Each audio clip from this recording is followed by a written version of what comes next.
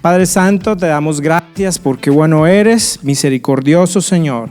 Gracias porque eres fiel, porque aunque nosotros cometamos fallas, Señor, tu misericordia alcanza para cubrir multitud de pecados.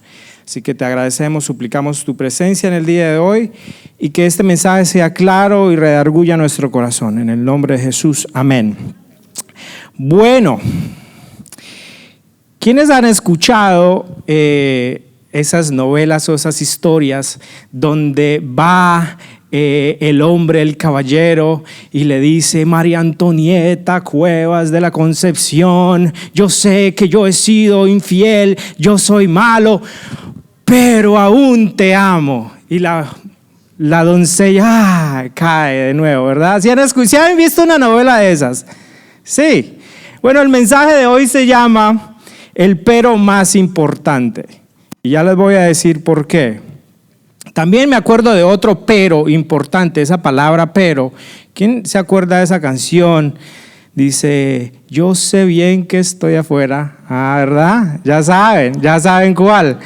Y dice al final: pero sigo siendo el rey, ¿verdad? Entonces no importa que no tenga plata, no importa que no tenga dónde poner la cabeza, pero sigue siendo el rey. La palabra pero es una palabra cortita, pero muy, muy importante.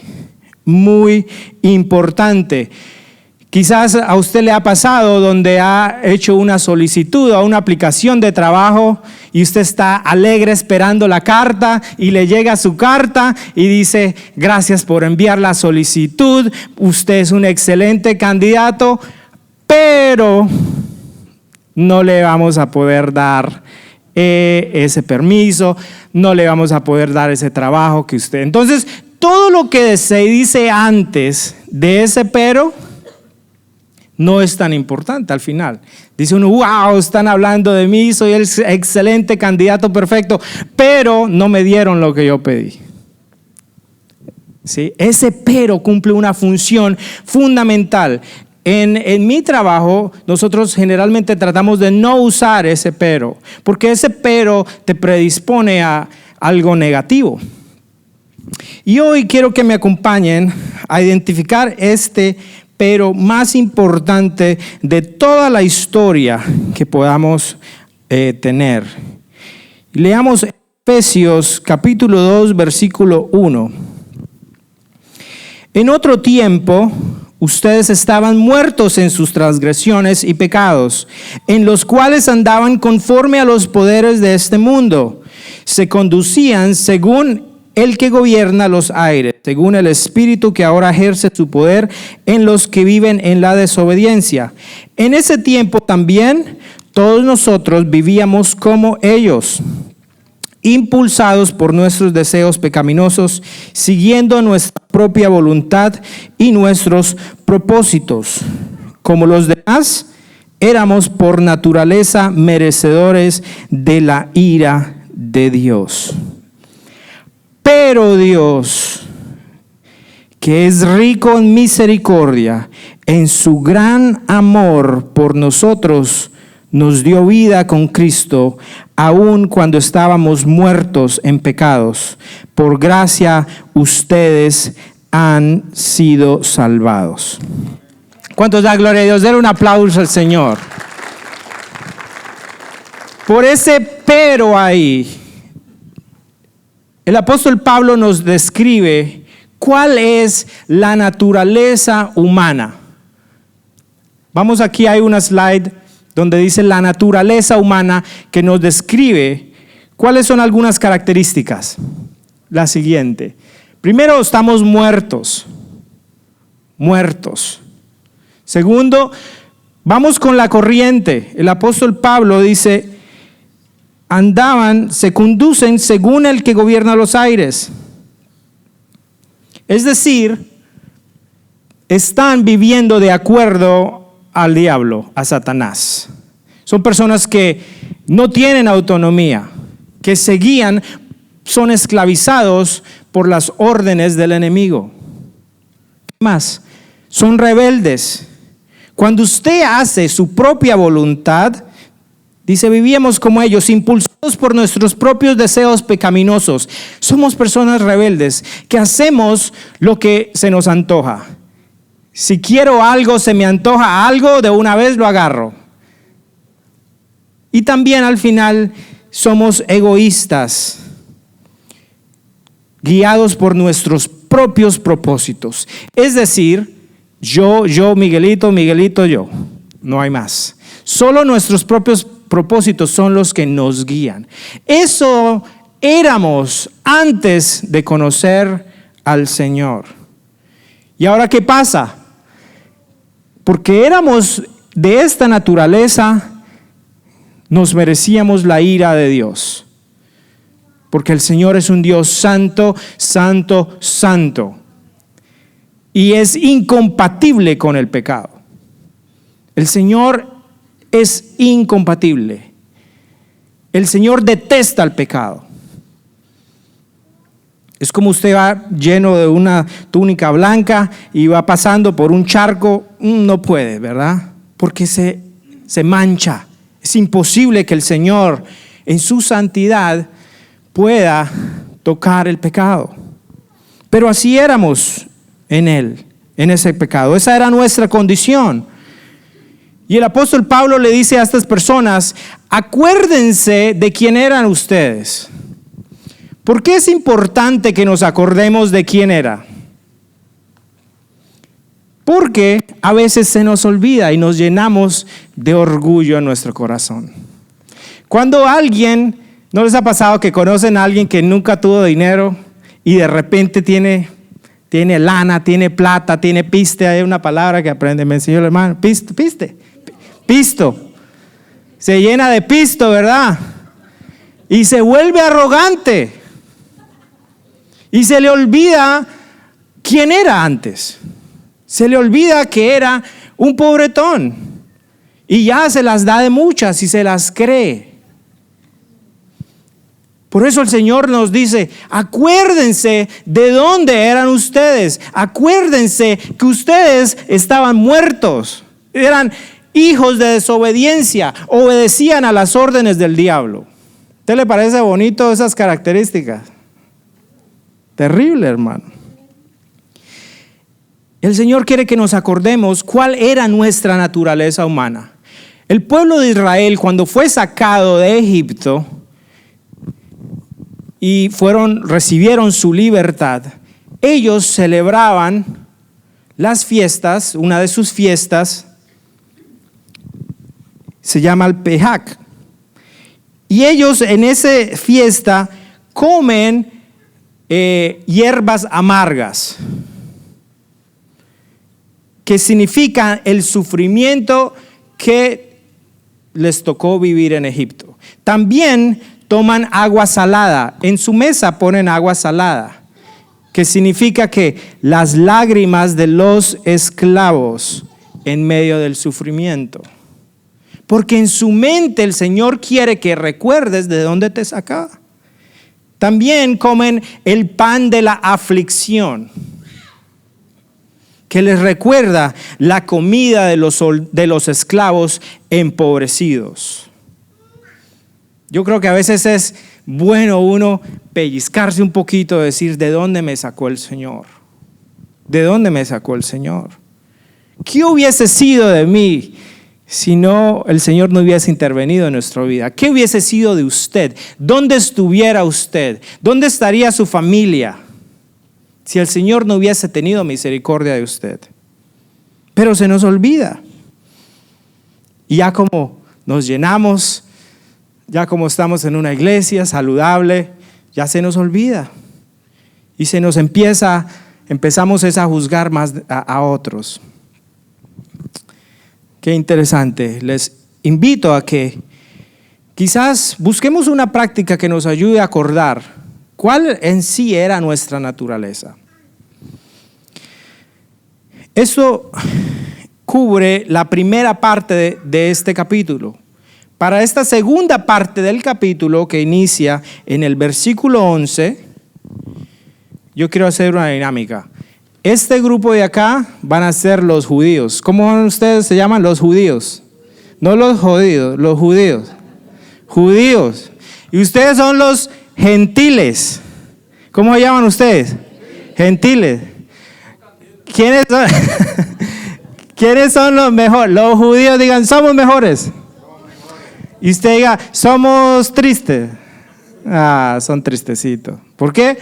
Porque el Señor Jesús, Dios Padre, elige un pueblo de Israel. Elige su pueblo que se llama el pueblo judío. Él eligió a Jacob para crear a su pueblo, para tener su propio pueblo. Entonces los judíos que están acá, en ese tiempo, se creen, mejor dicho, somos los mejores, nosotros tenemos a Dios de nuestro lado, el único Dios verdadero. Y el resto de esa gente, los gentiles, que en griego significa la chusma, no, mentira. Son los malos, no los querían. Los gentiles no podían entrar al templo porque ellos no tenían la marca que los identificaba como judíos. Es como si hubiese en los tiempos del apartheid en África, Suráfrica, o aquí en este país hace unos años. Los blancos tenían sus propios baños, los blancos podían beber de agua de una fuente y los morenitos y de otros colores, tonos, no podían. Les tocaba subirse en el bus en otro lado. ¿Por qué? Porque no eran como la raza superior. Lo mismo pasaba en ese tiempo. Entonces, recolectamos aquí en el versículo 11. Por lo tanto, del capítulo 2, versículo 11 al capítulo 2. Por lo tanto, recuerden ustedes, y le está hablando aquí a los gentiles, los que no nacieron siendo judíos. Entonces voy a hablarle a ustedes. Los que son llamados incircuncisos por aquellos que se llaman de la circuncisión, la cual se hace en el cuerpo por mano humana. Recuerden que en ese entonces ustedes estaban separados de Cristo, excluidos de la ciudadanía de Israel y ajenos a los pactos de la promesa, sin esperanza y sin Dios en el mundo. Ustedes este grupito no tenía acceso a Dios. No había forma de que este grupo pudiera llegar a Dios. Era imposible. Imposible. Porque la forma como Dios había establecido, la forma de acercarse a Él es a través de un sacerdote, a través de unos rituales, a través de un sacrificio. Y ese era el proceso, la única forma en que podían acercarse a Dios los de este grupo. Pero cuando llega Jesús y cumple toda la ley, todo lo que se tenía que cumplir de la ley y muere por nosotros, entonces primero los judíos llegan a convertirse al cristianismo. Y Jesús, ¿qué les dice al final? Vayan ustedes y predíquenle a todas las naciones, bautizándolos en el nombre del Padre, del Hijo y del Espíritu Santo. Y entonces de aquí de este grupo salen algunos y comienzan a predicar. Y los de este grupo se comienzan a convertir, ¿verdad? Y comienzan a aceptar las buenas noticias del Evangelio. Pero ¿qué pasa? Los judíos dicen, bueno, muy bien, se están convirtiendo, excelente, pero que ustedes tienen que volverse judíos también. Ya no pueden ser gentiles. Y si quieren ser parte de la familia de Cristo, tienen que circuncidarse. Para los que no saben qué es circuncisión, la circuncisión es un corte que se le hace al hombre en la punta de su prepucio, de su miembro, cuando está pequeño. Pero también los adultos, cuando querían hacerse judíos, se lo tenían que hacer. Entonces algunos de ellos decían, no, bueno, está bien, acepten a Cristo, pero ustedes tienen que ahora aceptar todas estas reglas que nosotros tenemos. ¿Usted cree que eso estaba bien o estaba mal? Ya vamos a obtener la respuesta. Y la respuesta está en Romanos capítulo 2, versículo 17. Ya me cambié de libro, pero está relacionado con esto para contar toda la historia completa. Y aquí comienza el Señor a hablarle a los judíos, a ustedes. Ya le habló a los otros, ustedes estaban mal, ahora ustedes.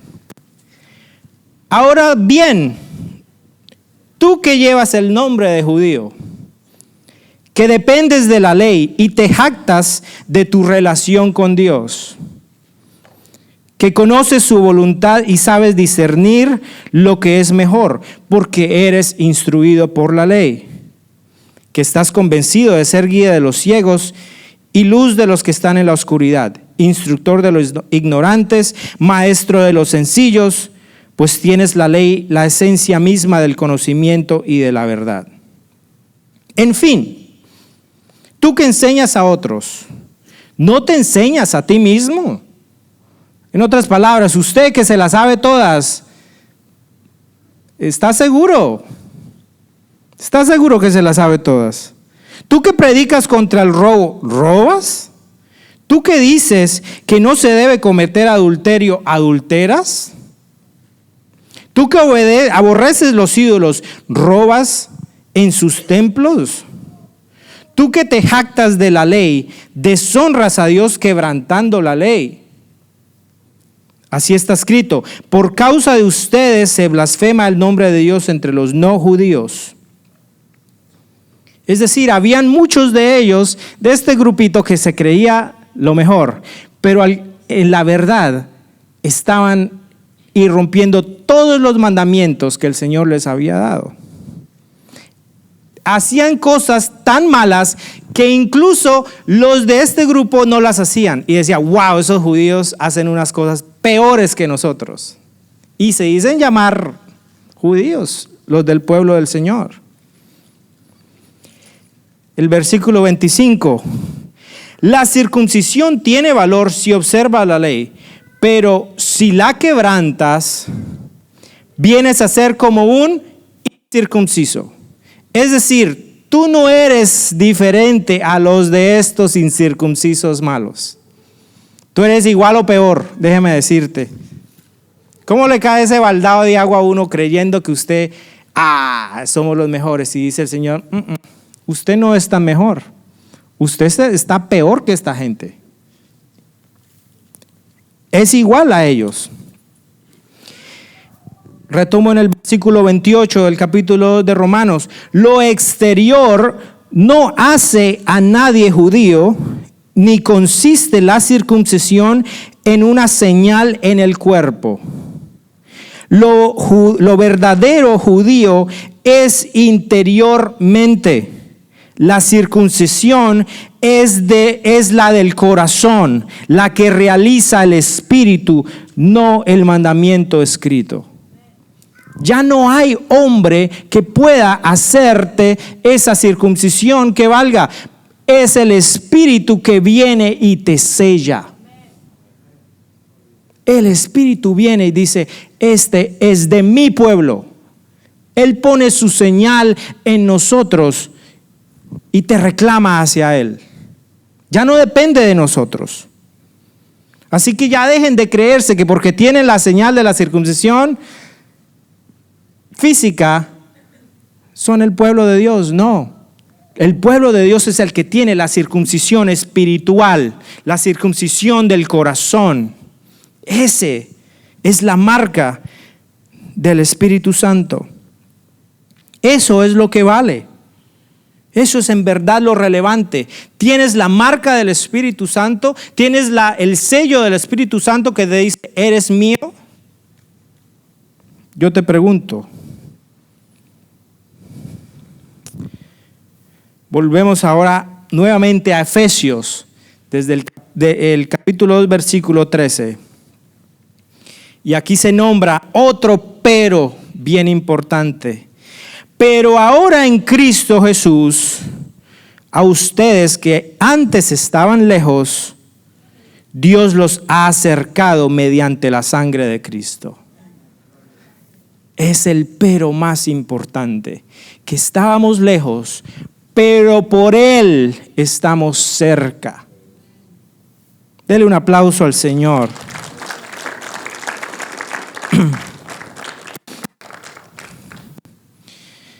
La verdad que cuando yo reflexiono en esto, todo es obra del Señor. Inicia con Él, Él la realiza Él y se consuma con Él, termina con Él. Continuamos en el versículo 14. Porque Cristo es nuestra paz. De los dos pueblos ha hecho uno solo, derribando mediante su sacrificio. ¿Quién derribó el muro de la enemistad? Jesús, a través del sacrificio, que nos separaba. Es decir, imagínense una pared aquí, imagínense una pared, y esa pared viene el Señor y le da una patada de la tumba, y ya no hay ni judío ni gentil, pues anuló la ley. ¿Qué significa la palabra anular? Cancelar, quitar. Toda la ley, los mandamientos sacerdotales, los rituales antiguos, las obras que los judíos tenían que hacer para acercarse a Dios, Jesús, en el momento que cumple toda la ley y muere, dice, la anuló. Anuló todo este grupo de requerimientos. ¿Por qué lo hizo? Esto lo hizo para crear en sí mismo de los dos pueblos una nueva humanidad al hacer la paz, para reconciliar con Dios a ambos en un solo cuerpo mediante la cruz, por la que dio muerte a la enemistad. Viene el Señor, esa barrera que había acá, dice, ya no va más. Ahora todos son mi pueblo, el pueblo judío. El que me acepta a mí es de mi pueblo. Ya no hay ni mejores ni peores. El Señor viene y establece una nueva iglesia que está formada de personas de todas las razas, de todos los colores, de todas las lenguas. Y ahora somos una familia. Su iglesia es una sola. Aunque quizás usted dice, pero hay muchas denominaciones. ¿A cuál voy? Está Asambleas de Dios, que están los libres, que pentecostales, que los bautistas, Ríos de Vida. ¿Cuál? Hay variedad dentro del cuerpo de Cristo, pero somos unidos porque hemos creído en Él. Hemos creído en Él. La iglesia de Cristo es una sola, pero la iglesia de Cristo es diversa. La iglesia de Cristo es el cuerpo de Cristo. No todos los miembros del cuerpo son iguales. Todos los miembros del cuerpo son diferentes. Incluso en una mano tengo dedos largos y tengo dedos cortos. Hay unos donde le ponemos el anillo para hacerlos más bonitos y se ven desde afuera. Las orejas, las mujeres, no, la verdad que las orejas son feas, usted las ve, son como feitas, pero le ponen un aretito, le ponen el brillante para adornarlas. Pero todas los miembros somos del cuerpo de Cristo, por muy diferentes que seamos. Y hay una dependencia del uno del otro. Si yo no puedo ver, dependo también de mis otros sentidos para que me ayuden a guiar, a caminar, a moverme. Hay una dependencia. El corazón no le puede decir a los riñones no funcione. La mente, ¿qué hace la mente sola, el cerebro solo, si no tiene un cuerpo para movilizarse también? Todos los miembros de la iglesia de Cristo dependen el uno del otro. Con la cabeza como nuestro Señor Jesucristo al frente de nosotros. El Señor establece la paz en medio de los dos pueblos y la unión de estos dos grupos. Hace unas semanas atrás, hablábamos acerca de los enemigos de la unidad en la familia. ¿Quiénes se acuerdan de eso? ¿Ya se les olvidó tan rápido? Hablábamos de las cosas que dividen a las familias, las enemistades, las envidias, los celos, la falta del perdón, todo esto. Pero ¿qué es lo que divide también a una iglesia? ¿Qué es lo que ha dividido a la iglesia del Señor? La iglesia que Él vino a unir. Los mismos de siempre. El chisme, el rencor, la envidia, la crítica, que por qué se viste así, que por qué no se viste así, que por qué usa camiseta y no de cuello, que por qué usa pantalones así, que por qué a veces aquí en la iglesia el sonido está mal. Y voy a meterme aquí un poco personal. Que por qué la música es así, que por qué la música es asado, que por qué no dan cierta comida, que por qué él cambia la comida, que por qué el café está clarito, que por qué el café está oscuro. No crean que yo no escucho, yo escucho las quejas, escuchamos las quejas. Que por qué ese mismo pan, que por qué no traen otro diferente. Eso es triste, hermanos. A mí me entristece en el corazón que alguien que trae algo con amor y la gente le... ¿Ah? Que por qué llega tarde, que esta hermanito llega tarde. Pero cuando usted llega tarde, dice, no, pero es que yo sí tengo una excusa, porque es que yo sí vivo lejos, es que a mí el carro se me varó. Pero cuando los demás llegan tarde, usted se burla y usted comienza a decir, es que esos hermanos llegan tarde y el culto comienza tarde.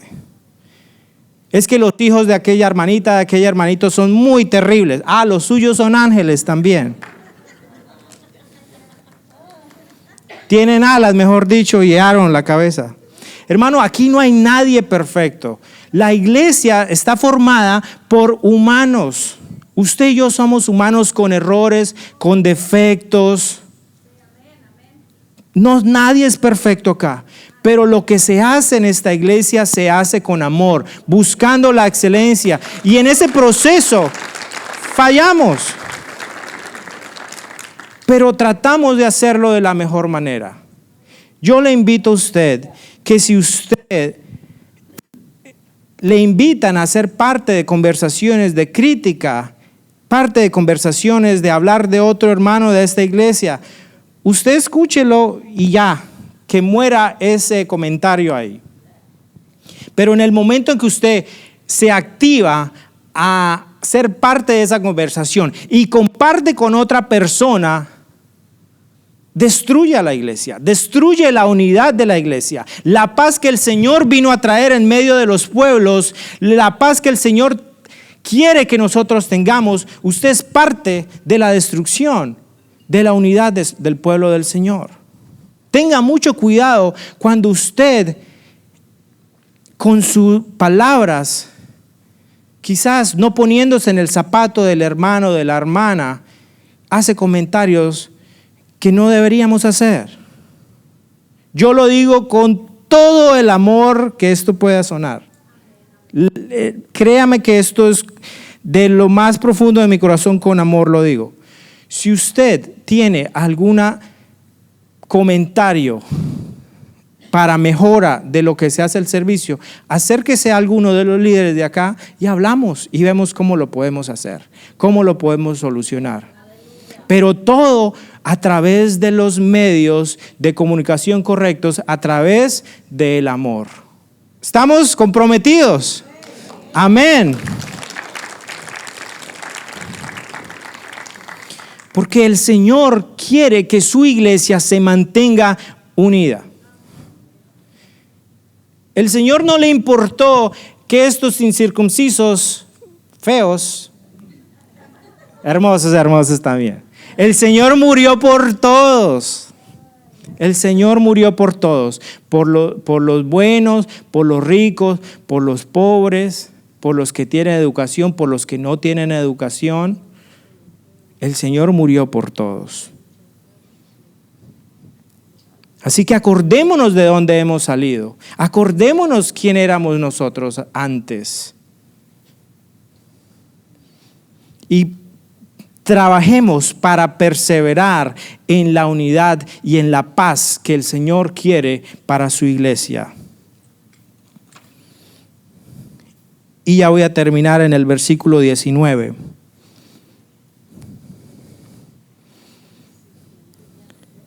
Por lo tanto,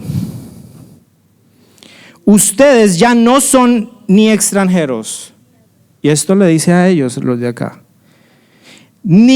sino conciudadanos del pueblo elegido y miembros de la familia de Dios.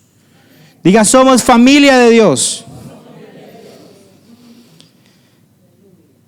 Edificados sobre el fundamento de los apóstoles y de los profetas, siendo Cristo Jesús la misma piedra angular. No hay mejores noticias, hermanos. De esto se trata el evangelio del Señor. De que estando muertos, de que siendo lo peor, en los primeros versículos hablábamos, el Señor en su misericordia se acordó de nosotros. Es la invitación a aquellos que no se sienten como hijos, que aprendan a vivir como hijos. Este pueblo que era incircunciso no se sentía en la libertad porque las reglas que los judíos le querían poner no los permitían.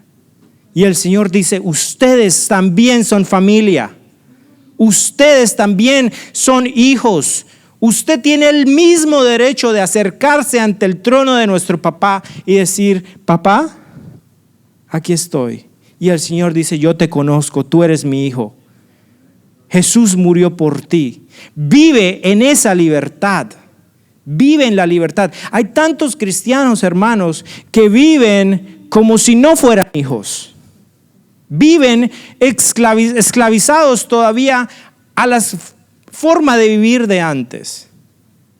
Pero el Señor nos llama hoy a vivir en la libertad que Él nos ofrece.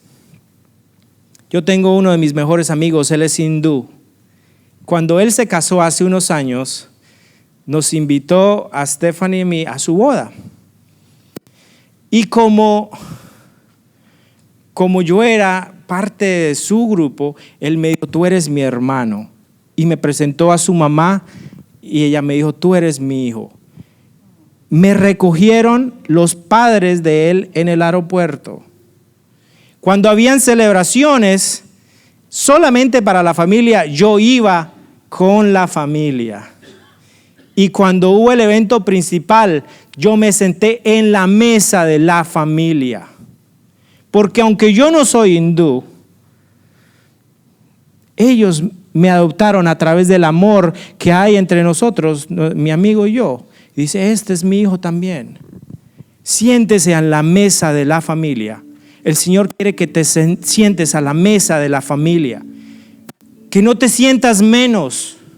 Porque a veces pecamos. Dices, yo ya no merezco ser. Ya no merezco acercarme ante Dios. Porque a veces cometo un error. A veces fallé. Me pegué una borrachera el otro día. Y ya no queremos acercarnos a Dios. Dije una mentira, hice una trampa. Y pensamos que ya somos indignos. Si su hijo comete un error, usted lo deshereda inmediatamente. El Señor quiere que te acerques a Él a pesar de tus errores y digas, papá, te pido perdón. No deje pasar un momento. Si usted ha fallado en llegar a los pies de tu papá y decir, papá, he fallado, no lo quiero hacer, ayúdame. Pero a veces nos quedamos en el pecado y no asumimos la posición de hijos que tenemos en la familia del Señor. Cuando cometa una falla, hermano, no se quede ahí, sino corra al altar rápido, corra a su papá, corra donde tu papi. Él te espera, Él quiere que vayas por Él, Él quiere que llegues, Él quiere que tú reconozcas que fallaste y haz un compromiso, y el Señor te va a ayudar en medio de ese proceso. No nos volvemos santos de la noche a la mañana, hermanos. Aquí en esta iglesia hay personas que llevan 1 año, 2 años, 3 años, 15 años, 20 años conociendo al Señor. No espere que alguien que llegó a los pies del Señor hace 2 años ya se comporte como alguien que lleva 20 años. Tenga paciencia con aquellos hermanos que están aprendiendo y más bien ayúdele, más bien acobíjelo, más bien mentoréelo, más bien ayúdele, instrúyale y tenga paciencia con cada uno de ellos. Porque ese es lo que el Señor ha tenido con nosotros. Éramos merecedores de la ira de Dios, pero el Señor nos trajo a Él. Levántese sobre sus pies y vamos a orar. Y yo quiero que examine su corazón en esta tarde y dile: Señor, perdóname cuando te he fallado, cuando quizás me